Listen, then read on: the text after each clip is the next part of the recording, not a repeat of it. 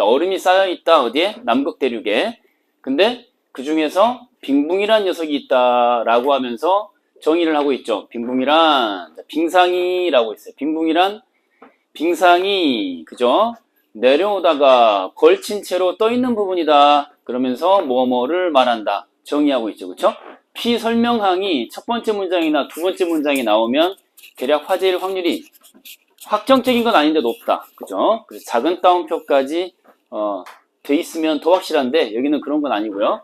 자, 빙붕에 관한 얘기다. 빙붕. 빙붕과 여기 나와 있는 빙상과 그 다음에 빙산을 구분해야 돼요. 다 다른 거예요. 알겠죠? 자, 이제 이거를 그림으로 이제 그려본다면은 칠판 보시고요. 자, 이게 육지예요. 자, 이게 육지고요. 자, 비스듬하게 그려보겠습니다. 이게 육지고 그 다음에 여기가 바다. 자, 바다. 그래서 이런 정도로 바다를 한번 그려볼게요. 여기가 바다고요. 그 다음에 여기가 육지. 그러면은 육지로부터 자, 미끄러져 내려온 녀석, 밀려 내려온 녀석이 뭐라고요? 밀려 내려온 녀석이 바로 빙상이다 라고 했어요. 쉣이라고 쉣! 아이스 쉣! 빙상이라고 나왔죠. 그래서 얘가 흘러내려옵니다. 흘러내려와서 자, 바다에 걸친다라고 했는데 자, 요 녀석을 요렇게 삼각형 모양으로 나타내 볼 거예요. 삼각형 모양으로. 거의 삼각형 모양으로. 요렇게. 그러면은 이 녀석이 바로 뭐라고요? 빙붕이다. 육지에서 이제 흘러내려온 얼음덩어리가 바다하고 육지하고 사이에 걸쳐 있는 이 녀석이다. 그죠? 네. 빙붕과 빙상입니다. 자, 그러면 이제 빙산은 또 뭐냐? 자, 남극 대륙의 해안선에 보면은 만만치 않은 두께로 많은 면적에 걸쳐 빙붕이 덮여 있는데 줄어드는 요인으로서의 빙산이라고 중간에 또 나오죠. 빙산. 그쵸? 빙산. 빙산은 또 뭐냐? 빙산은 또 뭐냐? 이렇게 빙붕 전체 덩어리 가운데에서 일부가 떨어져 나온 녀석. 자, 이걸 뭐라고 부른다? 빙산이라고 부른다. 몇 산자 산이 아니고요. 흩어질 산자로 이해하는 게 좋을 것 같아요. 그래서 떨어져 나간 조각을 빙산이라고 한다. 까지. 자, 그 다음에 밑으로 또 내려가시면은 아래쪽에서 해수의 영향으로 이 아래쪽에서 해수의 영향으로 따뜻한 해수가 찰랑찰랑 하면서 빙붕의 위아래 아래를 이렇게 자극해요. 간지 아이 간지러. 그러면서 빙붕이 이제 녹아내리기 시작하는 거죠. 아래쪽이. 네. 그래서 빙붕 아래로 들어오면은 찰랑찰랑 하면서 간질간질. 아이 간지러. 그러면서 녹아내리겠죠? 네. 근데 그건 측정이 쉽다 어렵다. 어렵죠, 어려워. 그래서 여기 보시면은 자, 그동안 잘 알려지지 않았죠. 왜냐면은 측정하기가 어려워요. 접근하기가 어렵다라는 말 나왔잖아요. 자, 그래서 측정이 어렵죠. 접근이 어려우니까 측정이 어렵죠. 그래서 그게 필요한데 자, 이 문단으로 내려갑니다. 이 문단 가면은 A, B, C, D, E라고 나왔죠. 전체가 A, B, C, D, E 가운데 뭐죠? 전체가 2예요. 2. 전체가 2고요. 그 녀석들을 계산하는데 동원되는 녀석들 기본 전제 개념으로 A, B, C, D가 나와 있어요. 자, 지금부터 자, 빨간 펜으로 체크할 거예요. 빨간 펜 체크. 일단은 자, 빙상이라는 녀석은 이거 자체가 빙붕의 원천이 되기 때문에 플러스 요인이에요, 마이너스 요인이에요. 그 2 전체 질량의 변화량이라고 하는 빙붕 전체 질량의 변화량 가운데서 플러스 요인이에요, 마이너스 요인이에요. 플러스 요인이다 이렇게 말할 수 있겠죠. 이거 자체가 원천이니까 그쵸? 그래서 이걸 A라고 쓰시고 플러스라고 괄호 안에 써볼게요. 자, 이게 증가 요인이 되겠죠. 질량의 증가 요인. 다음 위에서 내리는 눈도 있을 수 있죠. 점선으로 눈의 모양을 아래 화살표 만들어서 체크합니다. 이게 눈이야 눈. 자, 이 눈이라는 녀석은 당연히 여기 나와 있는 대로 자, 눈의 질량 뭐라고 나왔어요? B라고 나왔죠? 이게 B야. 눈. B. 그래서 얘도 플러스야 마이너스야? 증가 요인으로서 플러스가 되겠죠. 증가 요인으로서 플러스가 되겠죠. 빙산은 그럼 뭐예요? 빙산. 자, C는 C. 자, 밑에 보시면은 보세요. 빙산으로 부서져 소멸되는 질량이라고 했죠? 빙산 C고요. 소멸되는 녀석이니까 당연히 마이너스. 감소하는 질량이 되겠죠. 질량의 감소 요인. 자, 다시 찰박찰박 따뜻한 해수가 간지럽혀가지고 녹아내리는 거.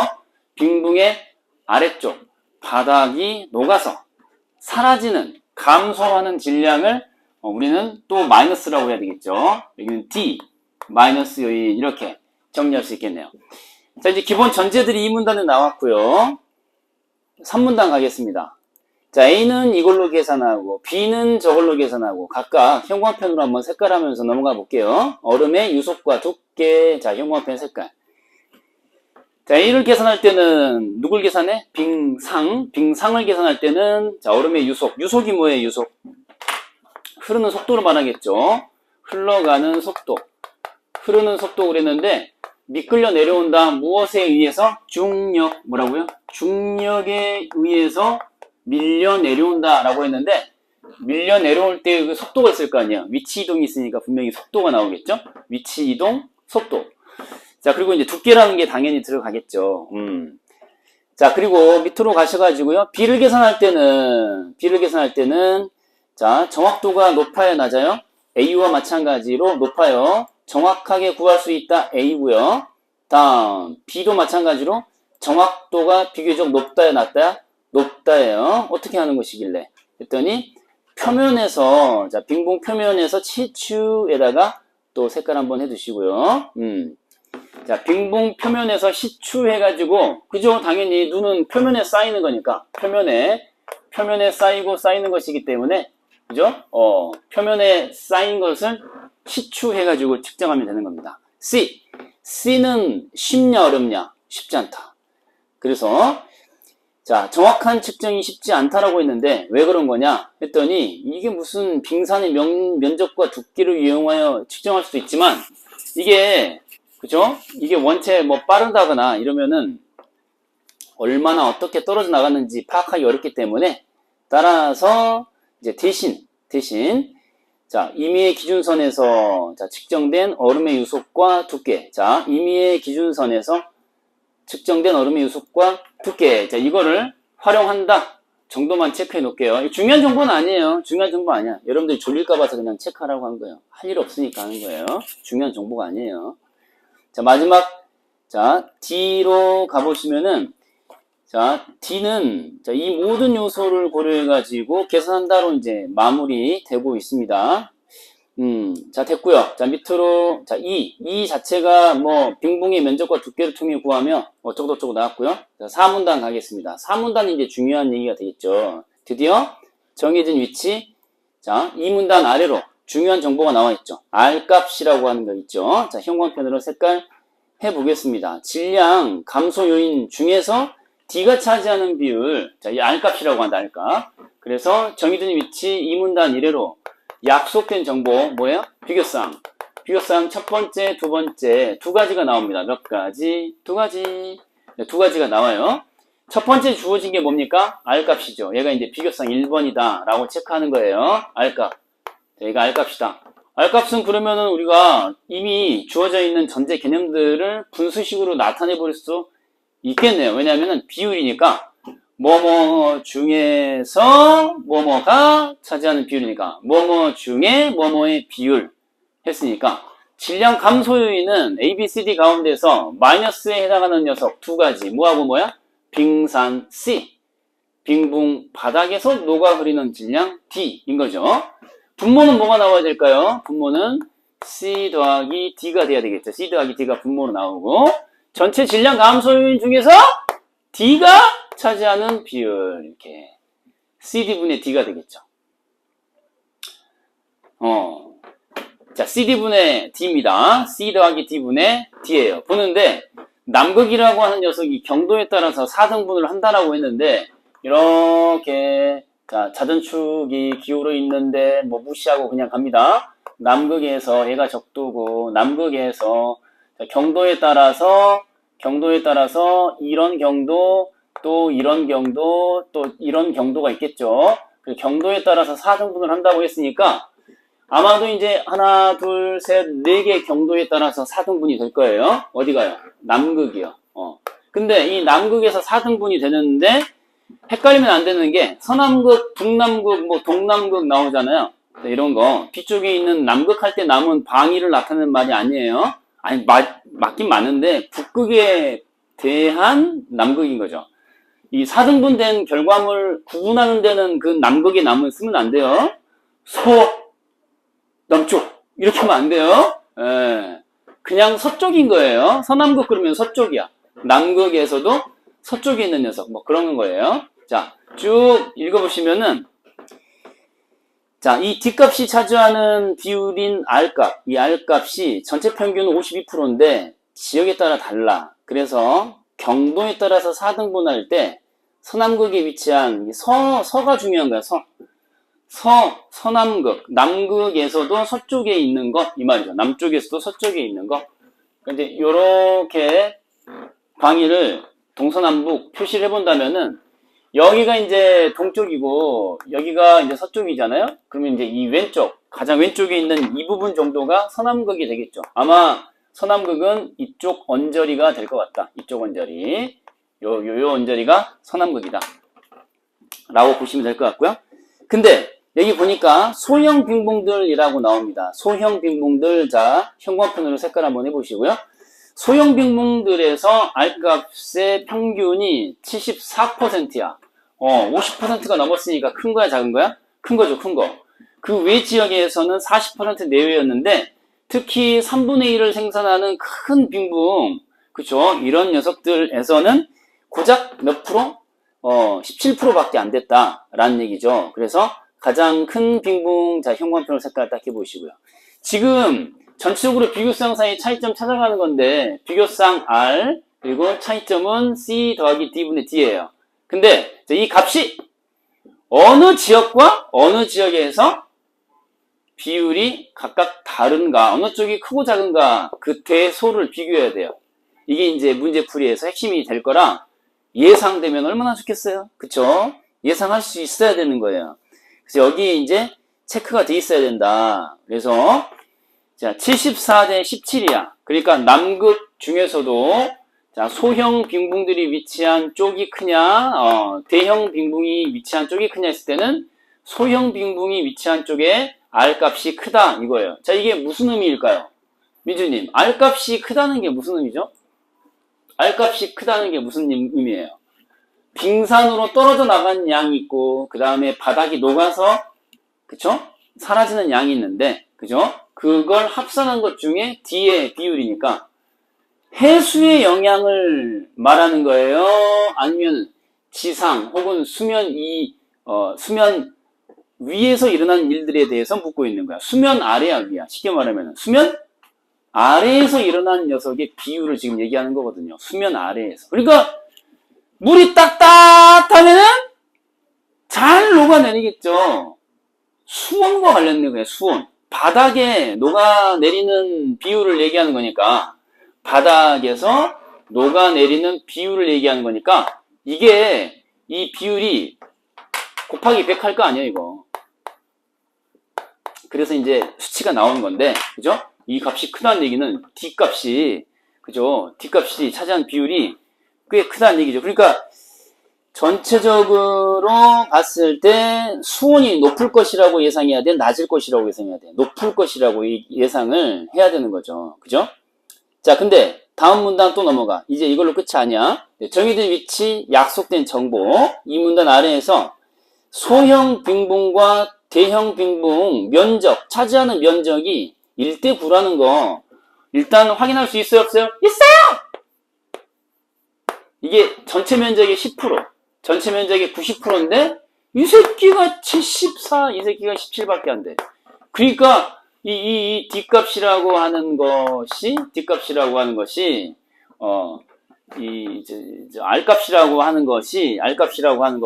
D가 아니라 D는 좀 이따 나오고 R값이라고 하는 것이 차지하는 면적에 비해서 매우 큰 편차를 보인다는 얘기죠. 자, 그 다음에 이제 D값에 대한 얘기 나옵니다. D값 중에서 50% 정도밖에 발생하지 않는다. 근데 나머지는 9% 면적을 차지한, 그죠? 나머지는 소형에서 발생한다. 이런 얘기가 나와 있어요. 이게 뭔 개소리냐, 이것도. 아래에다가 또 써볼게요. 이건 참고사항인데, CF, 참고로, D값은, 대형 빙붕하고 소형 빙붕하고 나눴을 때, 소형 빙붕과 대형 빙붕이 거의 비슷해요. 거의 비슷해. 여기 이제 50이고 50이라고 했으니까, 뭐, 같다고 해도, 상관이 없겠죠. 그러나 이제 50% 정도! 라고 나왔기 때문에, 정확하게 50이라는 얘기는 아니잖아요?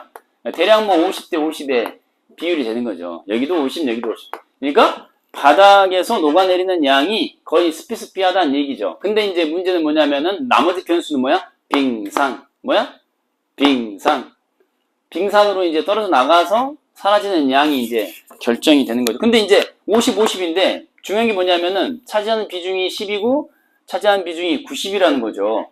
잘 생각해봐. 여기서부터 이제 추론이 필요해. 자, 강현님. 차지하는 비중이 소는 1이고 대는 9예요. 근데 D든 뭐든 간에 특정한 값이 한쪽은 50이고 다른 쪽도 50이거든. 그러면 상대적으로 누구의 특정 값이 큰 거예요?